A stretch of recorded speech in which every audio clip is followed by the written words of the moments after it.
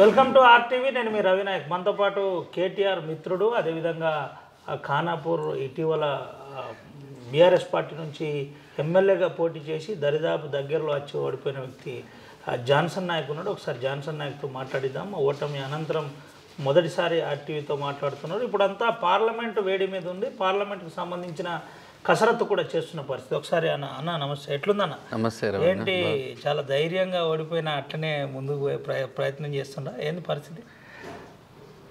ధైర్యంగానే ఉంటాం. గెలుపోటములు సహజం. కష్టపడ్డం, మేము చేసిన నిజాలు చెప్పలేకపోయినాం. వాళ్ళ అబద్ధాలు గట్టిగా చెప్పారు, మేము నిజాలు ప్రజలకు కరెక్ట్ తీసుకోలేకపోయినాం. అంతే. ఖచ్చితంగా నిజం ఎప్పుడు నిజాయితీ గెలుస్తుంది. తర్వాత రాబో రోజుల్లో ఖచ్చితంగా ప్రజలు మళ్ళీ బీఆర్ఎస్ పార్టీని భారీ మెజార్టీతో గెలిపిస్తారు. ఎట్లుందన్న? అంటే ఇప్పటికే సమావేశాలు సీరియల్గా ఏర్పాటు చేస్తున్నారు. మనది కూడా మన పార్లమెంట్ కూడా ఇటీవల మీటింగ్ అయిపోయిన పరిస్థితి. మీరు కూడా ఉన్నారు కదా, ఏంటి ఎట్లుండబోతుంది, ఏంది? బీఆర్ఎస్ పార్టీ నిన్న పార్లమెంట్ ఆదిలాబాద్ నియోజకవర్గం మీటింగ్, నిన్న పార్లమెంట్ మీటింగ్ అయింది.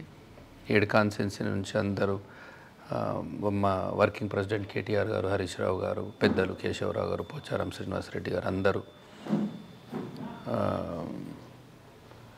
7 కాన్స్టిట్యున్సీల నుంచి బీఆర్ఎస్ పార్టీ బీజేపీ కన్నా 17,000 నుంచి 20,000 ఓట్లు ఎక్కువ ఉన్నాం. ఈ పార్లమెంట్ ఎలక్షన్లో ఖచ్చితంగా ఆదిలాబాద్ సీటు బీఆర్ఎస్ సీటు. ఖచ్చితంగా అందరూ 7 నియోజకవర్గ నాయకులందరూ మంచిగా ధైర్యంతో ఓడిపోయిన సీట్లు అయినా సరే దానికన్నా ఎక్కువ మెజార్టీ తీసుకొచ్చి పార్లమెంట్ కైవసం చేసుకోవాలని చెప్పి అందరూ 7 కాన్స్టిట్యున్సీల నాయకులందరూ నిన్న చర్చించుకోవడం జరిగింది. ఖచ్చితంగా బీఆర్ఎస్ పార్టీ ఈసారి ఆదిలాబాద్ జెండా ఎగరేస్తుంది. ఏంటన్నా ఈసారి జాన్సన్ కూడా పూర్తిగా ఎంపీ అభ్యర్థిగా ఇస్తున్నాడు అని ఒక ప్రచారం నడుస్తుంది. దీంట్లో వాస్తవం ఉందా లేకపోతే ఏంటి అసలు? నేను ఖానాపూర్ నియోజకవర్గానికి అందుబాటులో ఉండి, మా ఖానాపూర్ నియోజకవర్గం నాకు అద్భుతమైన తీర్పిచ్చారు. వాళ్ళ కోసం నేను కష్టపడుతూ, వాళ్ళ సేవ చేస్తూ ఇక్కడనే ఉండి, వాళ్ళ కష్ట సుఖాల్లో ఉండి నేను పార్టీతో ఖానాపూర్ నియోజకవర్గానికి అంకితం. దగ్గర వరకు వచ్చిండ్రు గెలుపుకు, ఎందుకోసం మిస్ అయింది అసలు? జాన్సన్ ఖచ్చితంగా గెలుస్తున్నాడు అని ఒక సర్వేలు, తర్వాత రకరకాల ప్రచారం జరిగింది. ఎక్కడ మిస్ అయింది అసలు? చెప్పినాం కదా, మేము చేసిన నిజాలను గట్టిగా ప్రజల్లోకి తీసుకెళ్ళలేకపోయినాం. ఇక గెలుపోవటములు సహజమే. ఖచ్చితంగా గెలుస్తామనుకున్నాం. అందరూ మంచి కార్యకర్తలు అందరూ కూడా కష్టపడి పనిచేసారు. తక్కువ సమయంలోనే ప్రజలు కూడా మంచి ఆదరణ ఇచ్చారు. ఒకసారి కొంత మార్పు కావాలనుకున్నారు ప్రజలు, వాళ్ళకి తీర్పిచ్చారు. ఎట్లయితే కాంగ్రెస్ ప్రభుత్వం ప్రజాపాలన పేరుతో అధికారులందరూ ప్రజల దగ్గర తెచ్చినామంటున్నారు. ఇప్పుడు మీరే చెప్పాలా మాకు, అందరిని మీరు అడుగుతున్నారు కదా, మీరే చెప్పాలా మాకు ఎట్లుంది ప్రజలు అనేది. ఇప్పుడే వాళ్ళకి ఇంకా టైం ఇచ్చింది కదా, ఇప్పుడే స్టార్ట్ అయింది. మీరు రోజు న్యూస్లలో చూస్తారు కదా, వాళ్ళ హామీలు 420 హామీలు, జరగని హామీలు, వాళ్ళు నోటికొచ్చిన హామీలు ఇచ్చారు. ఖచ్చితంగా మేము కూడా ఒక ఆపోజిషన్ పార్టీగా మేము ప్రశ్నిస్తూనే ఉంటాం. ప్రజల పక్షాన నిలబడి వాళ్ళు ఏదైతే ఎన్నికల హామీలు ఇచ్చారో అవి వాళ్ళు అమలు చేసే వరకు మేము కొట్లాడుతూనే ఉంటాం. మేము రైతు బంధుకు సంబంధించి ఒక డెడ్ లైన్ పెట్టలేదు, కావాల్సుకొని మాపై వాళ్ళు బీఆర్ఎస్ వాళ్ళు ప్రచారం చేస్తున్నారు, బురద జల్లే కార్యక్రమం చేస్తున్నారు. మా పట్టుమని మాది 4 రోజులు కాలే ప్రభుత్వం అంట. కరెక్టే. 2,000 పెన్షన్ ఇస్తుండే. ఆ పెన్షన్ ఇచ్చడం 4,000 వేయడానికి మీకు ఏం టెక్నాలజీ అవసరం ఉంది? 10,000 రైతు బంధు వస్తుండే, 15,000 రైతు బంధు ఇవ్వడానికి ఏం టెక్నాలజీ అవసరం ఉంది? ఏం ఫామ్ అవసరం ఉంది? ఆల్రెడీ ఉంది కదా అంతా. ఇప్పుడు కొత్త రోడ్లు వేస్తున్నారు, అన్నీ తీసేసి అదే రోడ్డు మీద వెళ్తున్నాం కదా మనం. ఇంకా మంచి రోడ్ వేయమంటున్నాం. ప్రజలకు మీరు ఏదైతే హామీలు ఇచ్చారో ఆ హామీలు మీరు నెరవేర్చాలి. దీనికి మీరు ఇచ్చిన హామీలే, దీనికి ఏం అవసరం ఉంది? రైతు బంధు ఇవ్వడానికి ఏంది? పెన్షన్ ఇవ్వడానికి ఏంది? ఆల్రెడీ ఉంది కదా. 2,000 ఇవ్వడానికి 4,000 ఇవ్వడం ఇబ్బంది ఏం కాదు కదా, ఆల్రెడీ వస్తుంది కదా. 10,000 ఇచ్చే రైతు బంధుని 15,000 ఇవ్వచ్చు కదా. వాళ్ళు చేయాలని చిత్తశుద్ధి ఉంటే ఇదేం అవసరం ఉంది? వాళ్ళు జస్ట్ టైంపాస్, ఏదో ఏం చేయాలని అర్థం కాక ఏదో చెప్తా, రోజుకొక పూటకొక మాట మాట్లాడుతూ ఉన్నారు. ఏంటంటే కేటీఆర్కు దగ్గర వ్యక్తిలో మీరు ఒకరు. ప్రభుత్వం పడిపోతుంది అతి త్వరలో అని ఒక ప్రచారం నడుస్తుంది. నిజమా? అది మీ దగ్గర నుంచి వచ్చిందా? మధ్యలో వీళ్ళు ప్రజలు కొంతమంది మాట్లాడుకుంటున్నారా? ఏ ప్రభుత్వం? నేరుగా కాంగ్రెస్ ప్రభుత్వం పార్లమెంట్ ఎన్నికలు కాగానే పడిపోతుందని ఒక ప్రచారం. ఇది మీ దగ్గర నుంచే స్టార్ట్ అయిందా లేదా? లేదు, అదేం అట్లేం లేదు. మేము గెలుపోవటాలు సహజమే. మేము రూలింగ్లో ఉన్న ప్రజల పక్షాన ఉంటాం, ఆపోజిషన్లో ఉన్న ప్రజల పక్షాన ఉన్నాం. ఎప్పుడు ప్రజల పక్షాన మేము కొట్లాడుతూనే ఉంటాం, ప్రశ్నిస్తూనే ఉంటాం. ఉద్యమం నుంచి వచ్చిన పార్టీ ప్రజల కోసం ఏ ఉద్యమం చేయడానికైనా మేము సిద్ధంగా ఉంటాం. మా పార్టీ సిద్ధాంతం ఏంది? మీకు ఏమన్నా దిశానిర్దేశం అధిష్టానం చేసిందా? ఉన్న కాన్స్టిట్యున్సీ ఇన్ఛార్జీలు అందరూ కూడా ఏ విధంగా పనిచేయాలని కేటీఆర్ కావచ్చు, కేసీఆర్ కావచ్చు ప్రతి మా నియోజకవర్గంలో ఏదైతే కాంగ్రెస్ పార్టీ హామీలు చేసి ఈ ప్రభుత్వానికి వచ్చిందో ఆ హామీలు నెరవేర్చే వరకు మేము ప్రజల పక్షాన నియోజకవర్గ ఇన్ఛార్జ్గా మేము పోరాడుతూనే ఉంటాం. ఎట్లుండబోతుంది రానున్న రోజుల్లో ఖానాపూర్ కాన్స్టిట్యున్సీలో జాన్సన్ నాయక్ పాత్ర ఏ విధంగా ఉండబోతుంది? చెప్పిన నేను 54,000 2,000 తక్కువ గెలుపోటమిలకు నాకు అంత మంచి తీర్పిచ్చిన ప్రజల పక్షాన నేను ఉంటూ వాళ్ళ కష్ట సుఖాల్లో మా కార్యకర్తలను కాపాడుకుంటూ ఎప్పుడూ అందుబాటులో ఉంటూ ఏవైతే వాళ్ళకు అందాల్సిన ఫలాలు ఉన్నాయో వీటి కోసం మేము పోరాడుతూనే ఉంటాం. ఇప్పటికే చాలామంది కాంగ్రెస్ వైపు చూసి మీ క్యాడర్ అంతా కాంగ్రెస్లో జాయిన్ అవుతుంది అంటున్నారు, నిజమా? లేదు, మా ఖానాపూర్ నియోజకవర్గ కార్యకర్తలు అందరూ ఏ కార్యకర్తతో ఎక్కడ వెళ్ళలేదు. అందరూ బీఆర్ఎస్ పార్టీతోటే ఉన్నారు. మళ్ళీ మేము ఎప్పుడు ఎన్నికలు వచ్చినా సిద్ధంగా ఉన్నాం.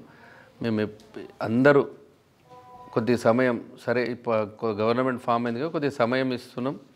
తర్వాత ఏదైతే హామీలు కాంగ్రెస్ పార్టీ ఇచ్చిందో ఎన్నికల హామీలు ఖచ్చితంగా నెరవేర్చే వరకు మేము పోరాడుతూనే ఉంటాం. 100 రోజుల తర్వాత మీ కార్యాచరణ ఏమన్నా రూపొందించారా ఇప్పటికే?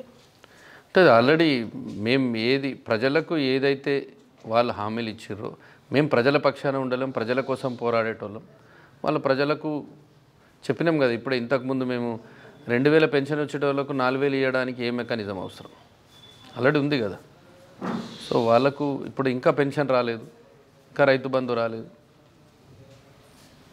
కేసీఆర్ కేటీఆర్ను ఖచ్చితంగా జైల్లో పెడతాం, కేసీఆర్ కేటీఆర్ మీద జ్యుడిషియల్ ఎంక్వైరీ పెడతాం, కాళేశ్వరంలో 1,000 కోట్ల అవినీతి జరిగిందని ఎన్నికల హామీలు నెరవేర్చమని చెప్తే ఇవన్నీ ఉట్టి దాటేసే మాటలు తప్ప అట్లాంటిది ఏముండదు.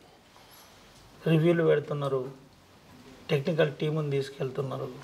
ఏంటి ఇదంతా ఏం జరగబోతుంది ఏంటి దీంట్లో? ఇప్పటికే మీ మిత్రుడు ఏమని చెప్పి ఉంటాడు కదా దీని మీద ఈ విధంగా ఎదుర్కోవాలి మనం. మాకు మంచిగా ఎన్నో గత 10 సంవత్సరాలు ఎన్నో అద్భుతాలు సృష్టించిన ప్రభుత్వం ఇది.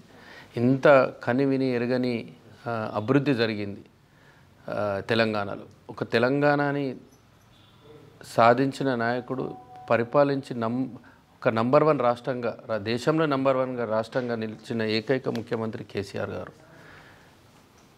అసలు ఇంకా ఈ ప్రపంచంలోనే తెలంగాణ మ్యాప్లో ప్రపంచ మ్యాప్లో తెలంగాణ ఉంది అని చూపించిన ఏకైక నాయకుడు కేసీఆర్ గారు. ఎందుకంటే ఎన్ని అద్భుతాలు, ఎన్ని కంపెనీలు, ఎన్ని పెట్టుబడులు. ఒకసారి గతంలో అప్పుడు 2014 ముందు ఎట్లుండే, 2023లో ఎట్లుంది ఒకసారి చూసుకుంటే అర్థమవుతుంది ఎంత అద్భుతంగా అభివృద్ధి జరిగింది. ఐటీ పారిశ్రామిక విధానంలో ఒక మంచి పట్టున్న మీకు ఇప్పటికే ఇండస్ట్రియల్ అమెరికా లాంటి దేశాల్లో ఉన్నాయి. అదే కేటీఆర్ ఇప్పుడు ఇక్కడ లేడు అని ఏమైనా పెట్టుబడులు తగ్గినాయా లేదంటే ఏం జరుగుతుంది ఏమైనా చెప్పగలుగుతారా? ముందు మీకు అర్థమవుతుంది. 10 సంవత్సరాలలో ఎక్కడ కూడా హైదరాబాద్లో ఒక్క చిన్న ల్యాండ్ ఆర్డర్ ప్రాబ్లం కూడా లేదు. అందుకనే చాలా అద్భుతంగా కేసీఆర్ గారు గత 10 సంవత్సరాలు అద్భుతమైన పరిపాలన. మన ప్రపంచంలోనే అన్ని కంపెనీలు వాళ్ళ మెయిన్ హెడ్ క్వార్టర్స్ హైదరాబాద్లో స్థాపించడం జరిగింది. పెద్ద మైక్రోసాఫ్ట్ కానీ గూగుల్ కానీ అన్ని కంపెనీలు హైదరాబాద్లో రావడం జరిగింది. ఎందుకంటే ఆ కేసీఆర్ గారు పరిపాలన చూసి చాలామంది వ్యాపారాలు ఇక్కడ మొన్న కొన్ని కంపెనీలు చెన్నై పోవడం మనం చూసినాం. అంటే మంచి నాయకుడు కేసీఆర్ గారు. సో 10 సంవత్సరాలు అద్భుతంగా అభివృద్ధి జరిగింది హైదరాబాద్ కానీ మన ద్వితీయ శ్రేణి పట్టణాలు వరంగల్లో కానీ ఆదిలాబాద్లో కానీ ఐటీ సెంటర్లు కరీంనగర్ నల్గొండ చాలామంది ఐటీ డెవలప్మెంట్ సెంటర్స్ పెట్టడం జరిగింది. ఎట్లుండబోతుంది అంటే ఇప్పుడు దీని మీద ఏమన్నా ప్రభావం ఉందా? కేటీఆర్ లేని లోటు ఏమన్నా ఇంకా కనబడుతుందని మీకు ఏమన్నా ఫోన్లు వచ్చినాయి అంటే మీరు కూడా దాంట్లో మీకు తెలుస్తుంది కదా, ముందు ముందు ఇప్పుడే తెలుస్తుంది, తర్వాత కేటీఆర్ గారు కేసీఆర్ గారు లోపాలు తెలుస్తాయి, మీకు ప్రజలకు తెలుస్తాయి. అంటే ప్రధానంగా ఎట్లుండబోతుంది అంటే ఖానాపూర్లో ఎంపీ ఎలక్షన్కు ఈసారి జాన్సన్ ఏ విధంగా పనిచేయబోతున్నాం?